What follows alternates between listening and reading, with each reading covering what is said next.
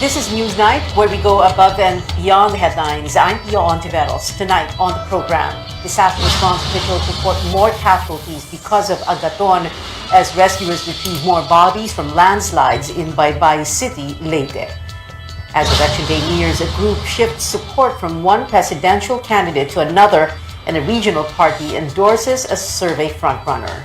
And we've got a lot of action on the court today, with supporters of the UAAP men's basketball getting a bit political.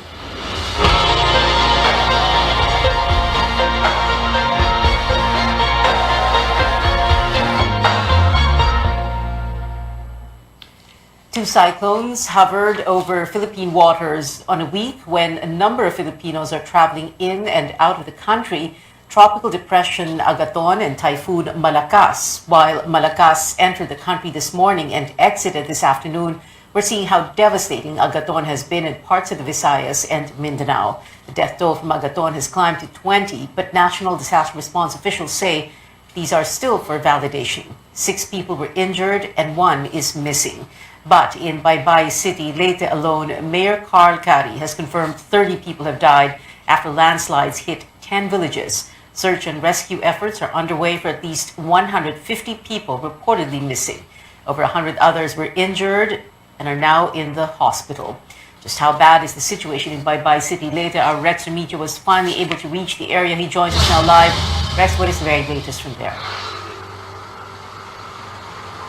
Well, the Baybay City government has placed the entire city under a state of calamity after what it described as the massive destruction of houses and infrastructure due to heavy flooding and landslides. Now, just a 7-minute ride away from here, we have seen Agaton's onslaught, particularly the lives lost on the fateful Sunday night. A harrowing sight in Barangay Banga in Baybay City, Leyte, where houses were buried by a landslide. Many are still believed to be trapped beneath the rubble, and it's still unsure if they're still alive. But for Jessel Mijares, she's certain these 2 bodies retrieved are her niece Josephine and nephew Mark John. Jessel says she spent the night with her mother-in-law in another barangay Sunday evening, only to return to a nightmare the next morning. Pag gising ko, may pumunta sa amin doon eh. Sabi niya, Giselle, yung ano niyo, bahay niyo, wala na. Tapos napunta ako dito. Wala na, ano na yung bahay. Her sister and 2 children are still missing, and she can only hope they would still make it. Namimiss ko yung ano nila, yung tatawagin ko nila. Yung nautusan ko sila. Namimiss ko yun. Annalisa Martinez, meanwhile, is still looking for her husband and 2 daughters. Hindi ko talaga tatanggapin ito. Hindi ko makalimutan alaala ang pagmahal nila sa akin. Bilang ina,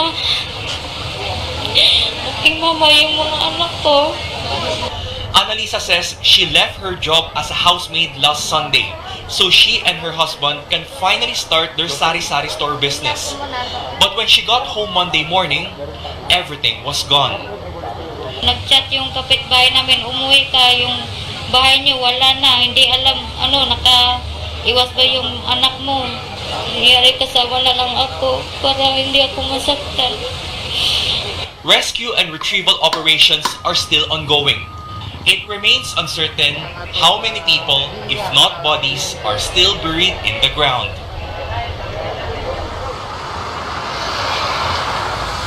The city government says rescue and retrieval operations will continue for several days and can be suspended if it rains again. Now, aside from Barangay Banga, there are still other barangays where there are reported landslides, such as in Barangay Makinhas, which is more or less 30 minutes away from here. We will try to reach the area as soon as we can. There are still roads that are not passable to all types of vehicles because of landslides. Now, we're also showing you pictures of the extent of damage due to the landslides, including aerial shots of one side of the mountain that sheared off. Residents are still trying to salvage what they can. maybe even find more survivors in all these debris. And the city government is also appealing for more help. They're asking for hygiene kits, clothes, blankets, food packs, and drinking water for evacuees. Back to you, Pia. Rex Remito there reporting from Baybay City in Leyte. Well, in Cebu province, police say one person was killed in a landslide in San Francisco town in Camotes Islands yesterday. They say the 52-year-old man was quarrying limestone when heavy rains triggered a landslide. He was pulled from the rubble, rushed to the hospital, but was declared dead on arrival. In Capiz, a family from Dumarao town has been rescued after hours of being trapped in their flooded home. In a Facebook post, Diosena May Dayan earlier appealed for help as they have a baby and 3 senior citizens in the family. One of the elderly is using an oxygen tank. Parts of the province are still flooded and local officials are appealing for help. The situation is not looking any better, especially for people in the Visayas and Mindanao. The Weather Bureau Pag-asa says eastern Samar, northern Samar, Biliran, Leyte, southern Leyte, Camotes Island, and Dinagat Islands remain under signal number 1. Tropical depression Agaton is seen to downgrade in the next 24 hours, but it will continue to bring moderate to heavy with at times intense rains in these areas. While Bashang or Malakas, the second storm to enter the country this year, has intensified into a typhoon, but it has exited the country just hours after entering the monitoring area this morning.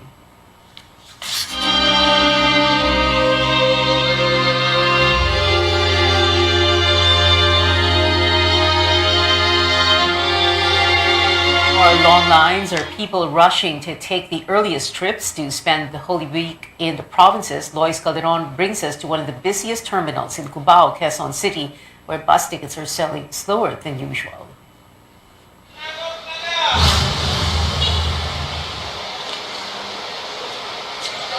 Araneta Center has its mall called Gateway for a good reason.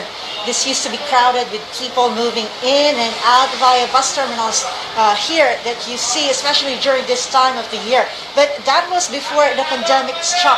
What used to be 8,000 passengers taking the bus daily during Holy Week, foot traffic shrank to just about a quarter, 2,000 per day. That's the peak expected tomorrow or on Good Friday. Today, buses are half filled. Just about 30 passengers in a bus that can take 66 at full capacity. No long lines. We spoke with the Araneta City Property Manager and the dispatcher. With the situation right now, we don't expect so much. So roughly around 2,000 passengers for those dates of this Holy Week. Some of the terminals along edge are also operating. So there are routes the same as what we have here. So parang nahati rin, ano? And of course, the majority are in PITX. Sa ngayon po, ang pila namin medyo matagal-tagal kasi matumal pa yung pasahero eh. This terminal hosts short trips only to Calamba and Batangas in the south and to Araya at San Fernando, Dau in Pampanga and Tarlac in the north. Buses flying long haul have moved to the integrated bus terminals like the PITX and in Santa Rosa, Laguna. Pia, back to you. Lois, with fewer passengers, how many round trips do we expect and until what time can people take the buses? The terminal manager estimates about 80 buses per day pick up passengers here, but bus operators say they'll be lucky to even make a round trip per day, while their permits actually allow them to go back and forth as much as 8 times. That's not the case anymore given the lack of passengers. The earliest bus leaves at 8 a.m. or 5 a.m. in the morning and the last trip goes at 10 p.m. All the others make the last stop as early as 7 p.m. Still, this terminal is useful for those needing bus transfers from north to south or vice versa. Let's listen in. Galing po kaming Lipa, Batangas, pauwi na ng Pampanga. Pauwi na uli kami. Medyo mabilis naman yung biyahe. Hindi naman po ganun kahirap. Nandyan lang naman po yung mga nagbibigay ng ticket. Madali lang naman po. Passengers say bus fares have increased, but bus operators say they haven't. What's clear is that it's not business as usual in this bus terminal, and bus operators may need to recharge their post-pandemic exit strategy. Back to you. Senior correspondent Lois Calderon there reporting live from the Araneta Center in Cubao. Now, a different scenario awaits travelers at the country's largest gateway, with authorities expecting more people to fly home for the long weekend. Let's check the situation at the Ninoy Aquino International Airport in Pasay City with our correspondent, Paige Javier. Paige? Pia, the Holy Week travel rush seems to be dwindling down 2 days before the long break. Earlier, we saw long lines in and outside NAIA Terminal 3, but this afternoon, just before this report, the lines have seemed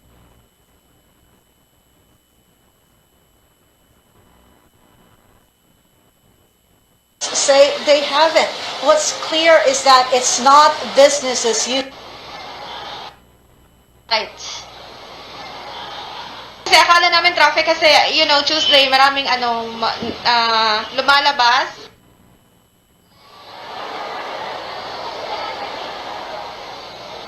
The Manila International Airport Authority earlier said it is ready for the influx of passengers with tight security and assistance desks. MIAA recorded its peak on Saturday, over 31,000 domestic departures. These numbers are close to pre-pandemic levels and significantly higher than last year when we had tighter restrictions. On Holy Monday, there were less than 30,000 domestic departures and over 9,000 international ones.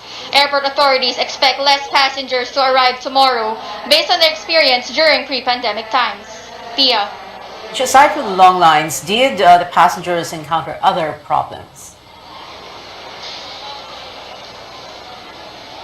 Well, Pia, authorities have yet to report any problems apart from the canceled flights. This morning, trips from Manila bound to Caticlan, Bacolod, Masbate were canceled due to the bad weather in those destinations.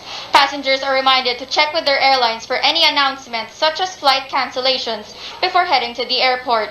Meanwhile, the travelers we spoke to mostly complained about the long lines. Some say these are unavoidable, while others say they have learned to arrive earlier here to avoid delays. Pia. Paige Javier there reporting from the IA in Pasay City. Well, whether you're doing Visita Iglesia, joining a procession, or traveling, officials remind you to be extra careful because of COVID-19 this Holy Week. The Health Department cautions against a potential spike in cases because of Semana Santa, Ramadan, and election activities. Public should also watch out for common rainy day illnesses like dengue. An outbreak was declared in Zamboanga City on Friday, where over 1,000 cases were reported. 13 children have died from the mosquito-borne disease. Marami po dun sa mga nagkasakit ng dengue would be less than 18 years old. Hindi naman po lahat ng areas na to ay nagkaroon ng pagtaas ng pagkakamatay because of dengue. Meron lang ho tayong na-monitor na ang pinakamataas, pinakamadami, reported were from Zamboanga City, Lapu-Lapu City, Cebu Province, and Iloilo Province. The DOH also monitoring the rising number of cases of dengue in Cagayan Valley, Western Visayas, and the Davao region. Well, straight ahead on Newsnight, groups still drawing political battle lines 27 days before the Filipino votes. Volunteers go for Leni Robredo over Isko Moreno, while the top party in Cebu goes for Bongbong Marcos. And CNN Philippines exclusive, the future of Philippine-China relations after the Duterte administration, straight from the Chinese ambassador himself, Wang Xilian. Stay tuned.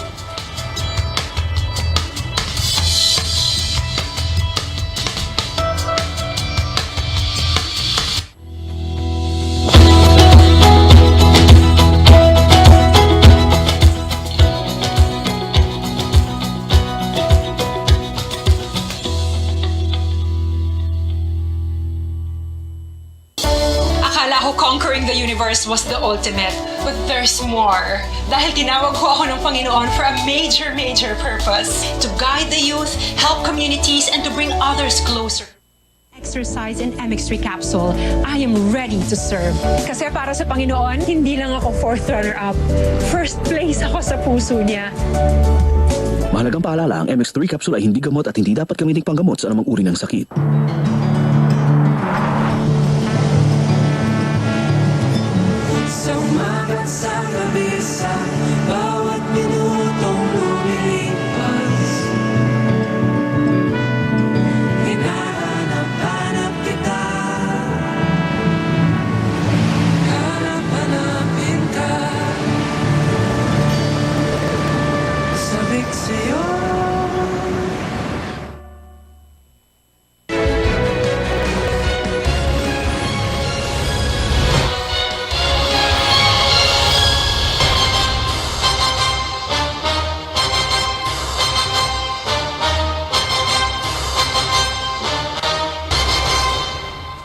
Welcome back. More shifts in alliances with just 27 days to go before the Filipino votes. This time, it is a faction of a volunteer group for Manila Mayor Isko Moreno, which is now backing Vice President Leni Robredo.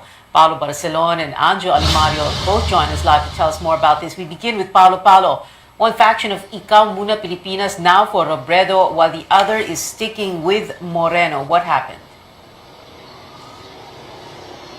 Well, Pia, the answers to those questions depend on both groups, but they are making it clear that their political battle lines have been drawn. The former convener of Ikaw Muna Pilipinas, former MMDA Chairman Tim Orbos, as well as the former Secretary General of IM Pilipinas, Elmer Argaño, have switched their support from Moreno to the candidacy of Vice President Leni Robredo. Their group explains they do not want survey frontrunner Bongbong Marcos to win and that Moreno still has a, quote, bright political future, unquote, even if he gives way for Robredo's candidacy.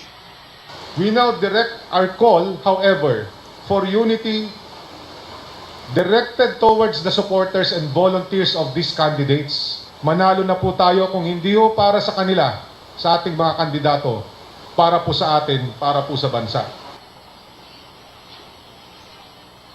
However, the rest of IM Pilipinas is disputing this shift in support. The IM Pilipinas group led by Secretary General Philip Piso says they will stick it out with Moreno until the very end. Political officers and volunteers showed up earlier this afternoon saying not all of IM Pilipinas made the switch to Robredo. We are intact and originally and until today, 98 to 99% of our members are staying with Yorme Isko Moreno. Ngayon, ginamit nila yung IM. I'm just requesting them, please refrain from doing that kasi you're trying to connote na akala mo yung IM Pilipinas parang lumilipat as a whole. Now, IM Pilipinas, Pia, was the organization that called for Moreno's candidacy. They claim to have at least 200,000 members and organized on-ground efforts for Moreno's campaign. As for Mayor Isko, who held a motorcade in Muntinlupa City and San Pedro Laguna earlier today, he respects the decision of the group led by Orbos. Maraming salamat sa kanila. I wish them all the best. And this separates the men from the boys. I hope the other group will trust them. Pia, the camp of VP Robredo welcomed this with open arms. In a statement, the spokesperson of the Vice President, Attorney Barry Gutierrez, thanked Orbos' group, saying coming together in shared colors or shared hope, regardless of colors, is what will bring victory for the Filipino people. Pia. Paolo Barcelon, they're reporting. Let's go now to our senior correspondent, Anjo Alimario, who is with the Robredo campaign. Anjo, Paolo did give a little bit of a clue as to how the VP herself or her campaign thinks about all the supporters of Moreno switching to her. But give us more details. Well, it's a crucial development that supporters of other presidential candidates are shifting alliances to her. Mrs. Robredo says anything that will boost her numbers is always welcome, and she hopes to meet them in person to personally thank them. Now, early in the day, Robredo visited La Union, a known stronghold of her closest rival, Bongbong Marcos. A pink crowd of 5,000 to 6,000 supporters proved that the so-called Solid North is a myth. In 2016, Robredo lost big in the province with only 19,000 votes against Marcos's 340,000. But she points out, despite her defeat here, she made sure to help the province in times of disasters and even at the height of the pandemic. And if given the opportunity to serve as president, Robredo assures the public that she will be a president for all colors. This afternoon, Robredo brings her campaign to Catanduanes, where she won by over 60,000 votes against Marcos 6 years ago. Now, on Wednesday, she will be barnstorming in Masbate, which she carried in 2016. But the governor is backing Marcos, who is claiming that 17 of 21 mayors there are for the son of the late dictator. Pia. Anjo, yesterday a malicious video targeting Robredo's eldest daughter, Aika, circulated online. The VP spokesperson said they're considering legal action against those responsible. How is the Robredo family taking this? Well, the Robredo family refuses to be affected by this issue. Robredo says she's no longer surprised with this move by her opponent, who has a penchant for spreading disinformation about her since 2016. This will only reflect the kind of leadership that her rival will have if elected, full of lies and dirt. And asked if she believes Marcos is behind the black propaganda. Ang nakikita naman natin, yung mga nakapaligid sa kanya, eto din yung mga ginagamit yung mga influencers. Hanggang ngayon, hindi ako hinintuan over the last 6 years. Pero kung meron man lesson na nakuha ko from that, wala talagang kapalit ang paggawa ng kabutihan. Walang kapalit yung katotohanan. Yesterday, Pia, Bishop Soc Villegas in a Twitter post expressed support for Aika and asked her not to be disturbed by these lies and to stay focused on doing what is good. Back to you. Yeah, Paolo, Barcelona, back to you. The One Cebu, led by the governor of Cebu, Gwen Garcia, formally endorsing Marcos BBM today. But the governor's brother, Deputy Speaker and Congressman Pablo John Garcia, who's running for election, not on board with that. What's going on and why this split in the Garcia family? Well, Pia, it's because Deputy Speaker PJ Garcia said he is committed to campaigning for Mayor Isko Moreno. In fact, earlier today, Congressman Garcia stepped down as Secretary General of One Cebu, but he said he will continue supporting the local parties' bets in the province. Now, Cebu is an important campaign stop for the Moreno campaign team. They've made 6 visits to Cebu province since Moreno filed his certificate of candidacy, and there was even an instance, Pia, that we in the campaign reporters thought that Governor Garcia will endorse Moreno because he was toured in the provincial capital. They even did the sign that is similar to God First, and it's also the sign that's used by One Cebu.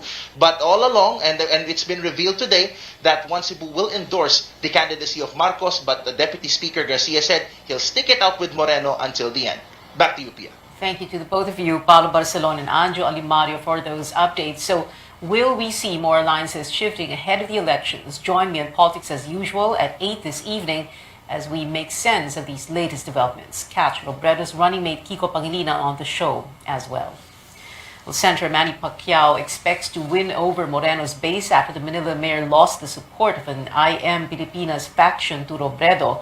Pacquiao claims some of Moreno's supporters will back him instead of the vice president because of his rags to riches story. Hindi naman siguro lahat papunta doon kay Lene. Baka sa akin pupunta yon. Sa atin din naman siguro dahil si Isko may background din ng galing sa mahirap. Ang mga mahihirap na tao, sulit yan. Sulit na nakasuporta kay Manny Pacquiao dahil wala po silang inasahan. Alam nila yung puso ni Manny Pacquiao na doon ako nanggaling. Doon ako sa buhay na walang-wala. The latest pulsation survey shows Robredo has 24% support in Class D and 22% in Class E, while Moreno has 8% in both groups. Pacquiao scored 5% for Class D and 13% for Class E.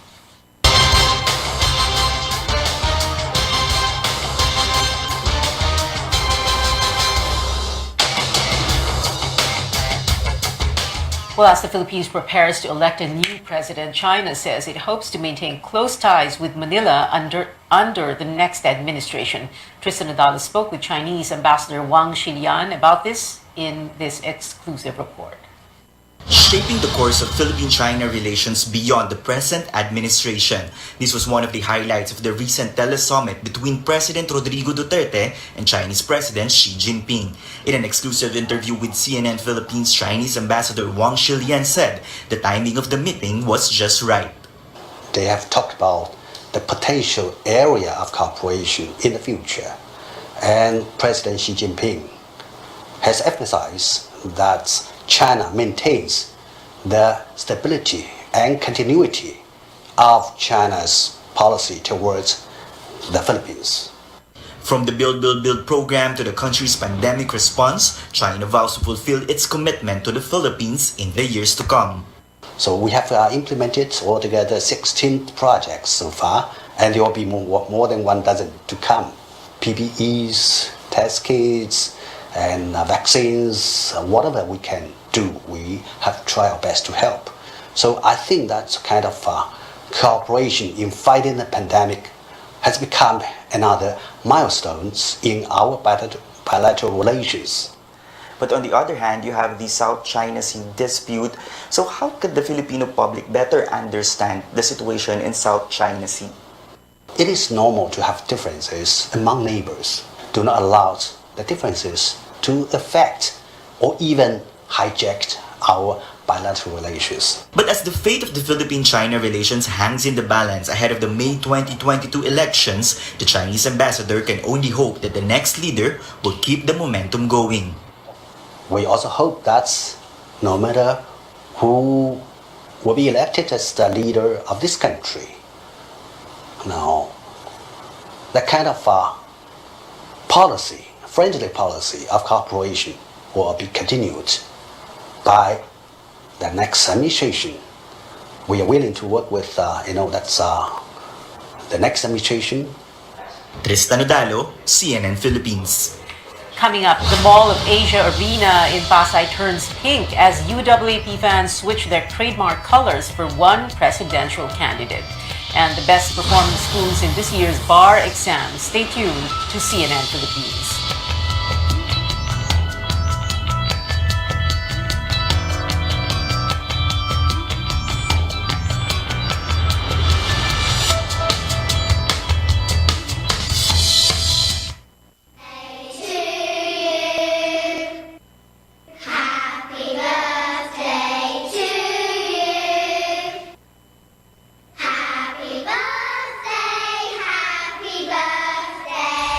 To continue celebrating life, our planet needs continuous nurturing. CNN Philippines celebrates.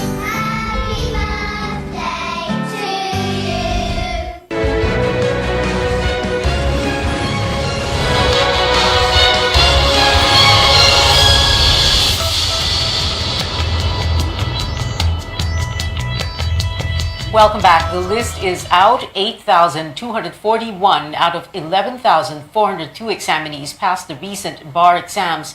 This was the first to be held digitally because of the pandemic. Ateneo had the highest passing rate among schools with over 100 bar takers at 99.6%. And UP had the largest number of excellent takers with 4 scoring higher than 90%. The exam coverage was reduced amid the pandemic and Typhoon Odette's onslaught last December.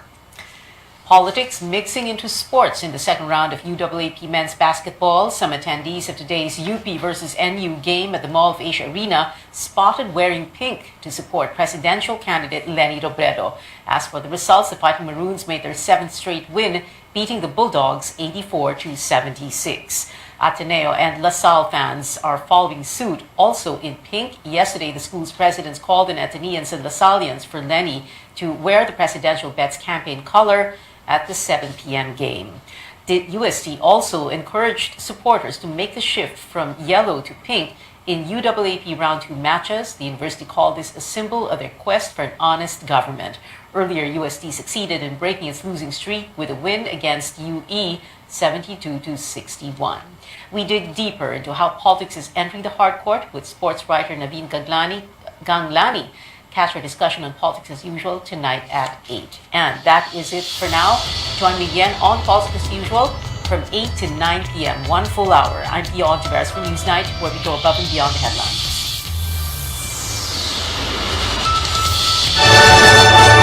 RPN Radio Philippines Network.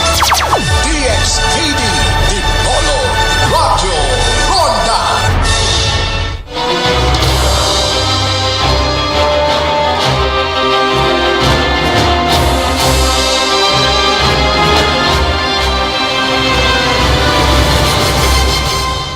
You're watching The Source on CNN Philippines. I'm Pinky Webb, our guest today, former Senator Bongo Marcos. Senator, thanks for staying. Are you there?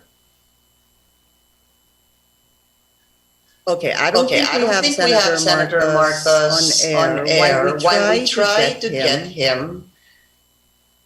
I still wanted to actually interview the senator on various issues. We left it at what he would be is a unifying president, talking really about the COVID-19 response of government, sabi nga niya, unifying, synchronizing all sectors, and this begins with the vaccination of the public, which really is all about herd immunity.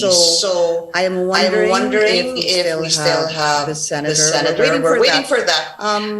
So we had an interview with Senator Marcos earlier from 9 to 9:30 on television. Now we are live on Facebook. So a lot of questions really, what are his plans? Wala pang Vice President, Senator Bongbong Marcos. Sinasabi nga niya, everything is evolving. It is still volatile for him right now. And as he mentioned a while ago, he was surprised as political observers were, because the plan initially was really to get President Rodrigo Duterte as his vice presidential running mate. Let's remember, former Senator Bongbong Marcos filed his certificate of candidacy yesterday, and dun niya po inamin, he said to one of the reporters, I will be candid with you, the plan was really to get President Duterte as his vice presidential candidate.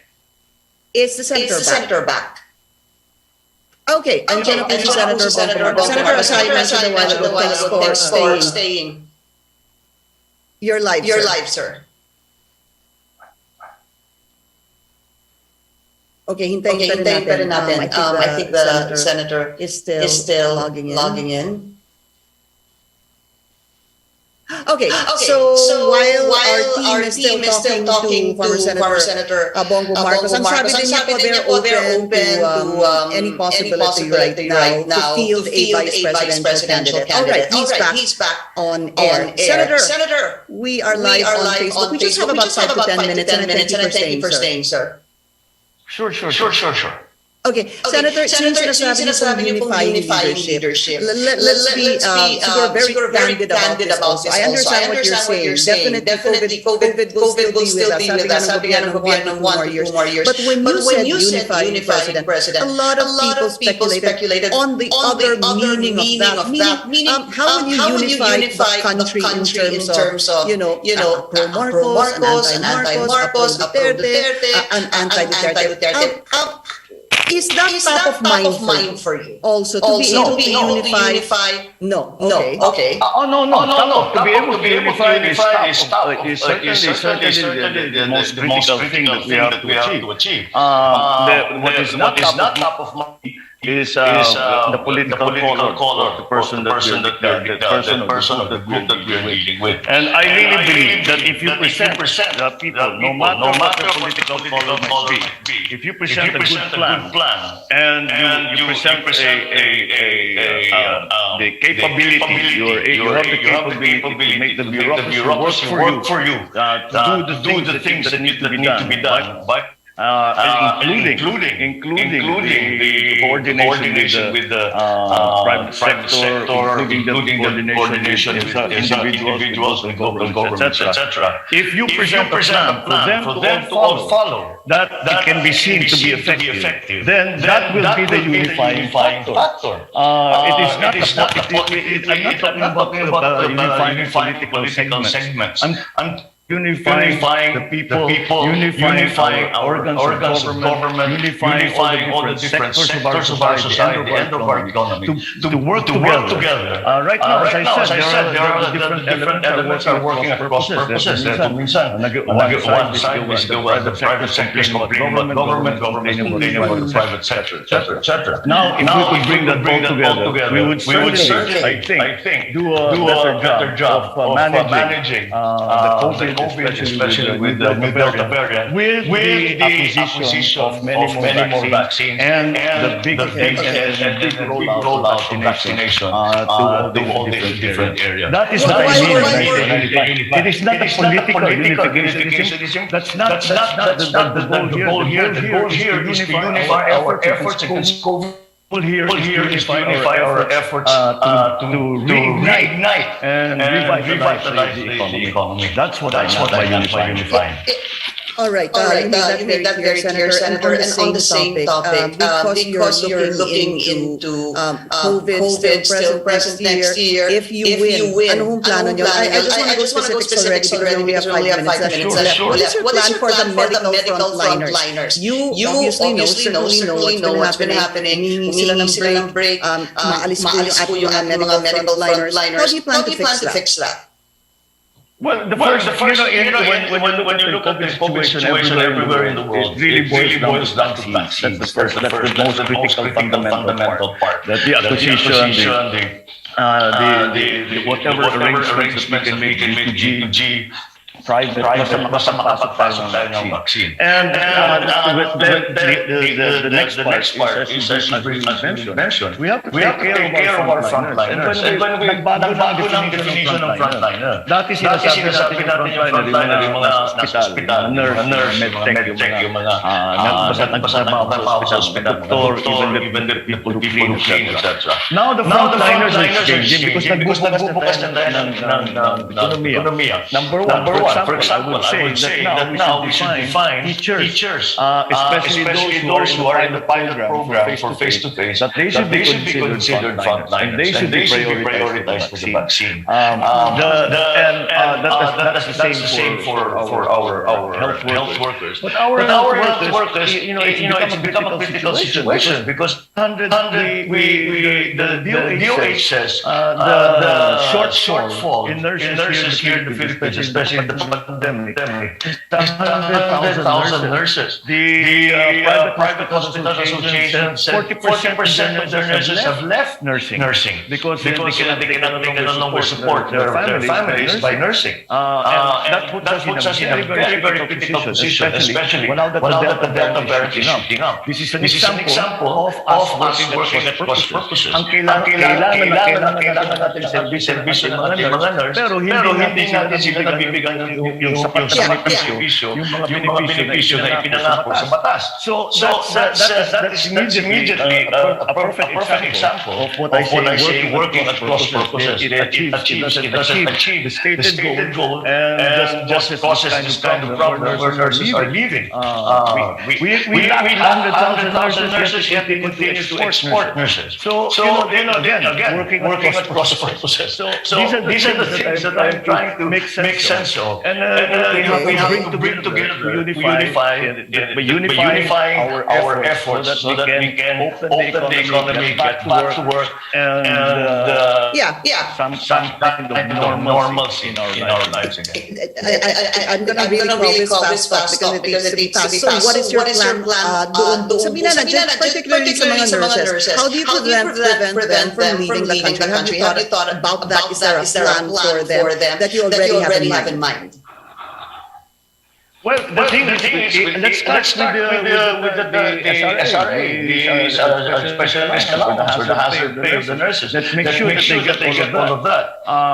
Then again, we beyond that, even vaccinations to still prioritize them when we have the time for natin sila. So it's just a question of prioritizing, valuing their and recognizing the work they do and supporting them in that regard because we think of them as nurses, we think of them as doctors, we think of them as technicians. But they are also the breadwinners of their family. And we cannot expect them to come to work and still be worried because they cannot feed their own families. So that's the first step. You support economically, financially the frontliners so that they are working in the quarantine areas, they're working in the hospitals. Everything that we can do to support stay. It's a labor market that we are competing in. Of course, they go abroad because ang laki ng kita.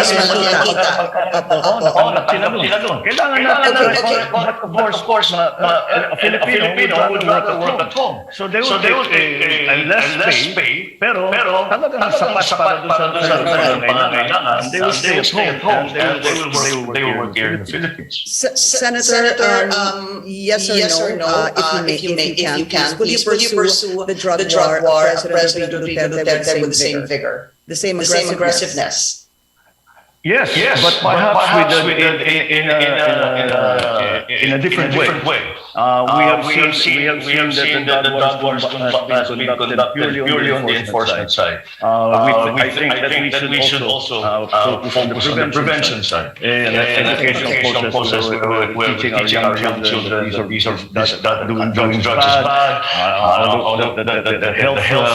The health education, the integrations life, etc. So tapos yung pag-rehab, maganda yun naman natin ang mga rehab center natin because there are many rehab centers, there's some rehab centers, but they're not really functioning properly with the most modern techniques. Kaya paglabas na rehabilitate, anim na buwan, dire-diretso bibili ka ng drugs sa bago umuwi, bibili ka ng drugs. So kailangan natin so I think my approach would be the enforcement we have seen can only take you so far, the enforcement side of the drug problem. You have also the prevention side and the curing side.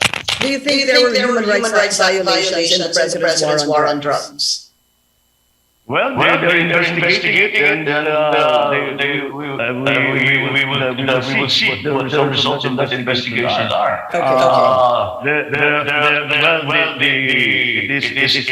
Especially in the beginning of his term, it was really an internecine war amongst the dealers, drug lords. But I think that has slowed down, and now we're actually dealing with the big wigs, those who are really responsible for the supply of drugs being brought into the Philippines.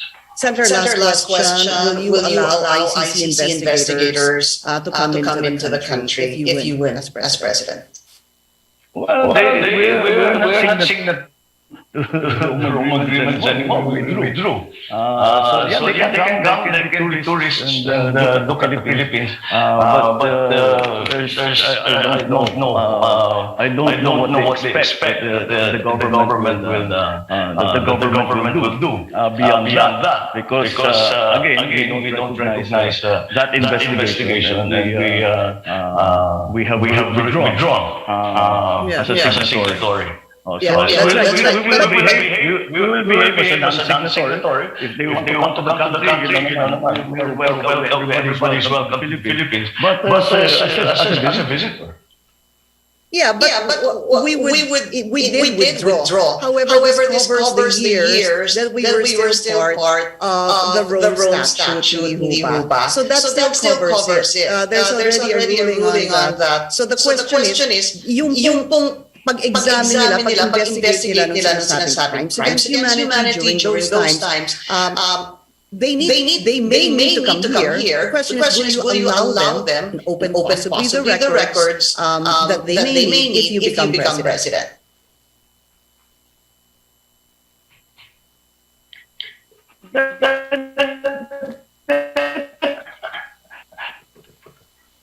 That clearly is dependent on how they come. What do they come as? Are they coming to investigate all the policemen? They're going to make all these allegations against people that we have no idea about, and then they want us to help them. To bring accusations against our Filipino workers in government. Pambira naman siguro yun. I don't think that's right. Come to the Philippines. Everyone is welcome to come to the Philippines, but you will understand that we will have to examine very clearly what your intention is when you're coming here. And what the government's place is in those intentions that they have when they come to the Philippines. Okay. Former Senator Bongbong Marcos, sir, maraming salamat po sa inyong oras and take care of yourself. Thank you again, Pinky. Ingat lang. Maraming salamat din. Magandang umaga po. And thank you for joining us here on The Source. I'm Pinky Webb. You're watching CNN.